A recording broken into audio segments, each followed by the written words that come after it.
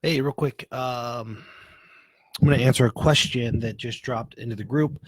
And what I'm going to do is I'm just going to answer it here. I'm going to tag, see if I could tag. Well, there we go. And he said, I just want your opinion. What would you do? I have a bunch of clients that are gym owners, and since their gym is shut down, basically, should they bill their clients? Should they wait till the clients ask about it? Should they just stop billing them altogether, put them on pause, yada, yada, yada? It depends on the business model. Unfortunately, there's not really a blanket answer. Generally speaking, a sophisticated, affluent audience is more likely to pay through it. I believe my gym, like if I still had my gym, I believe that I could have asked my members, do you want me to pause? And they would have said no. And here's why. Okay, so we're going to get in a long game. I don't have a good answer for you right now. I think you play it by ear and you do what is best. If it's PT based, you can send trainers to travel to the home.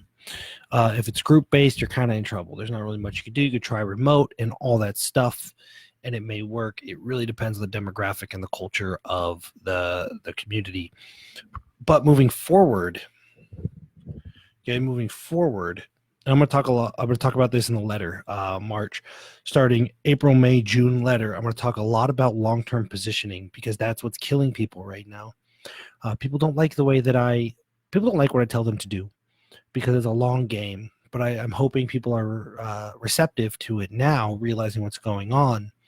Long-term positioning is very, very important to me. So if I said to my gym members at the time, if I said, hey, do you want me to pause your membership? They'd probably say, no. I want to pay to hold my spot. I want to keep my price. I don't want to lose my trainer. That is the community we had. It took a lot of work. It was a long game, but that was all engineered. It wasn't on accident. So moving forward, and you could tell your clients, your gym owner clients this, moving forward, we have to start playing a longer game. It's really easy when things are good to just take everybody's money. You post your price on your website, let them join group classes, yada, yada, yada. I never allowed that to happen. I still don't allow that to happen in most of my programs. Okay. Because we have to start playing a longer game. We have to position, we have to build trust, we have to build community, and we have to have something that people rather pay for to keep than cut and lose. And most people don't play that game because things are good. I'll just pay for more traffic or get more clients or whatever. So long-term positioning, here's what needs to happen. All right. There's a lot of ways to do this. I'm just going to give you the concept. Here's what needs to happen. All prices, right? Investments, in my opinion, should not be posted publicly. And if they are, they should be inflated. Okay. Meaning this is what you would pay. Let's say people are going to come in for a month and leave. What would that cost? Because it's expensive. Churn is expensive. So let's say it's $900 a month. And my gym membership is over $900 a month. So let's say that everybody knows that it's $997 a month, right? $997 a month. And then every now and then you control the lead flow, right? So you control the lead flow. This is why people are hurting right now, by and large, because they believe this water faucet of leads, or they need lead sources and all this stuff, instead of just psychologically or rigging the psychological long game. So what your gym owners should do, right, is have a public price or not, but that is absolute best case scenario for them. What is the most they could ever charge for this and justify? Because through the sales process, what we want to do is we want to position and we want to find opportunity to give them a good deal. Okay, we want to give them a good deal. Scarcity, look, this is the price. We're always on a wait list. But because you're this, or because you're that, or because I want to work with you, or if you promise to never miss a day, or whatever condition, right? It's conditional. It's normally $900 a month, but I'm going to let you in at $455 because at this point you should run the math and know. So knowing that we've rigged the game, we've built the trust, we give them a great deal, they know they're getting a $400 a month discount, right? That is conditional. They are more likely to pay for 4 months if they're really committed to your facility. They're more likely to pay for 4 months and not go because it's actually cheaper than quitting or pausing and coming back. Plus, there is the exclusivity of the fact that we actually took them through a process that made them feel a certain way. Right? This is why when people are like, turn on the water faucet, a lead, let's just do this, I refuse to do it because it doesn't work. And if it does, it's very, very fragile. You end up exactly where all of your gym owners are. It's a very short game to play. Okay. So what we want to do is we want to value ourselves, in this case, a gym membership, appropriately, and take them through an appropriate screening process. And through that screening process, we show your authority, exclusivity, and we give them a conditional discount since you are this kind of person, since you are a pediatrician and you're probably a great referral source, as long as you never miss a session. I mean, you can cancel, 24 hours. So as long as you never miss a session, I'll sneak you in at this price, right?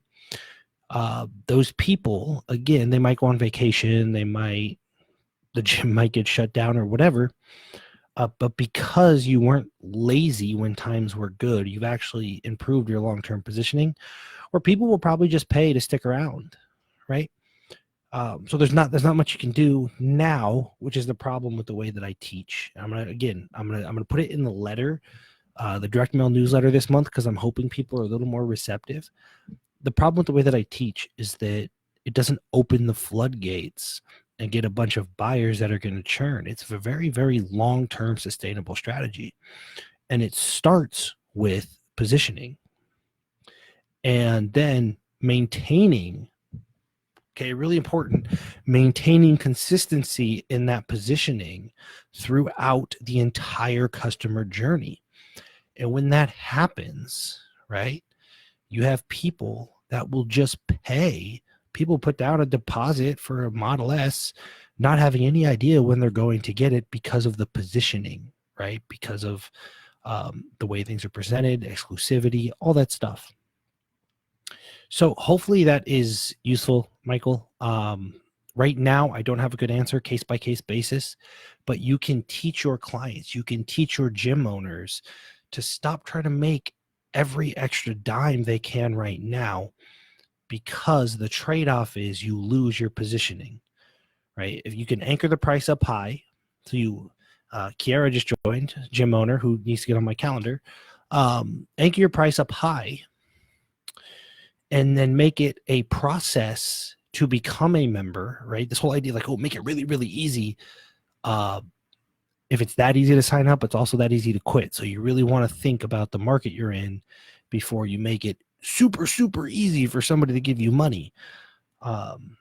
Every step should be smooth, but the actual transition or the actual transaction should not happen as soon as people think. So moving forward, what we do is we work on the positioning of our facility. The positioning, exclusivity gets baked in. Okay, authority gets baked in, right? And yes, there might be people that do not buy right now because of this process. And if that stresses you out, I totally get it. You can go back to what you were doing. The problem is you say no to 2 or 3 people up front in your positioning and authority, in that part of the journey.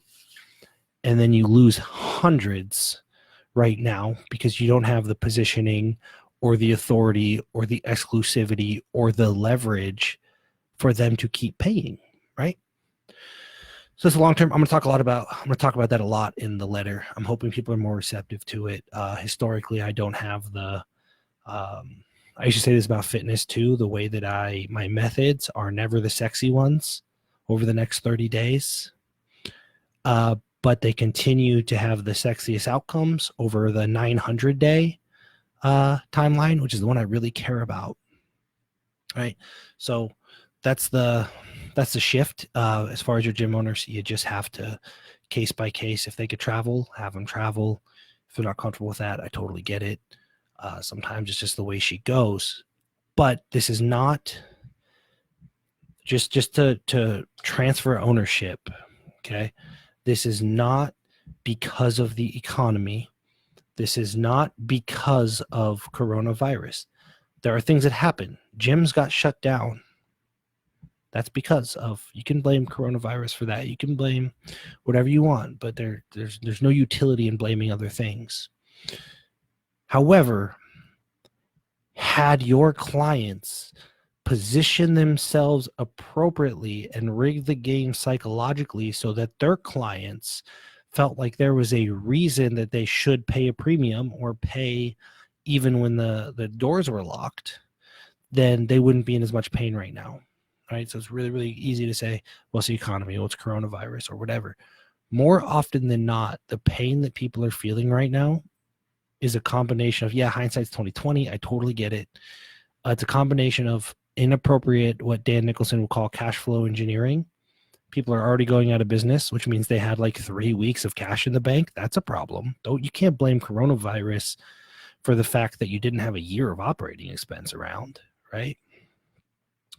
And then the lack of playing the long game. You're so worried about getting as many people in the door and accommodating them and selling to them that the first time you can't do that for whatever reason, they just leave.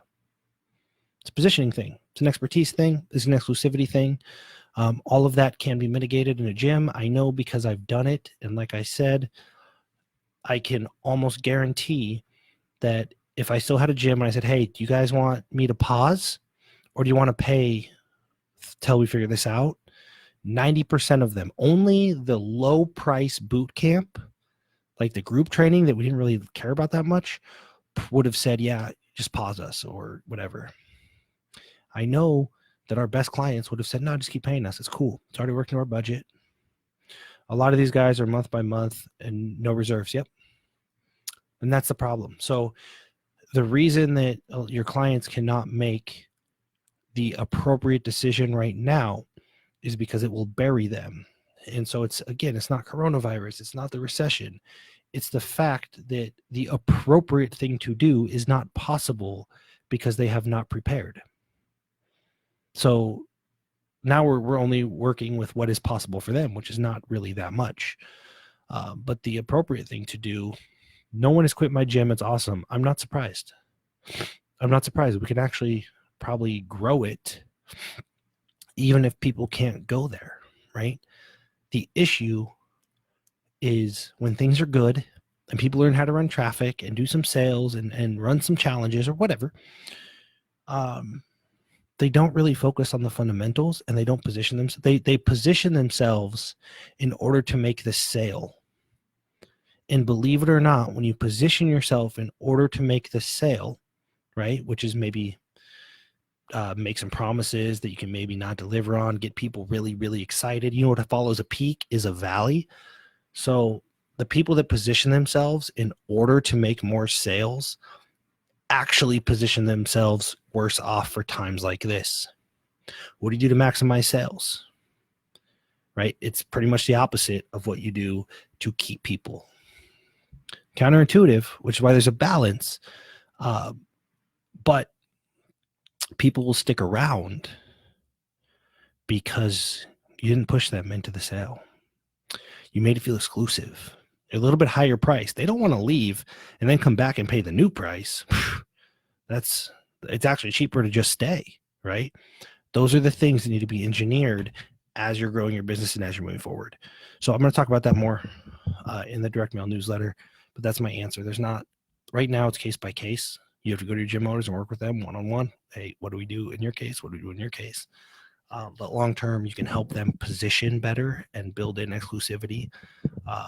And if they're always raising their prices, but they grandfather in existing clients, people will not want to pause or leave because they can do the math. It's actually cheaper for them to just ride it out at their price and then continue again than to leave and come back and pay the new price. But that has to be built in ongoing forever. You can't just wait till shit hits the fan to start thinking about it. Cool. All right. Speaking of gyms, I got a gym in the office and I am going to go play there.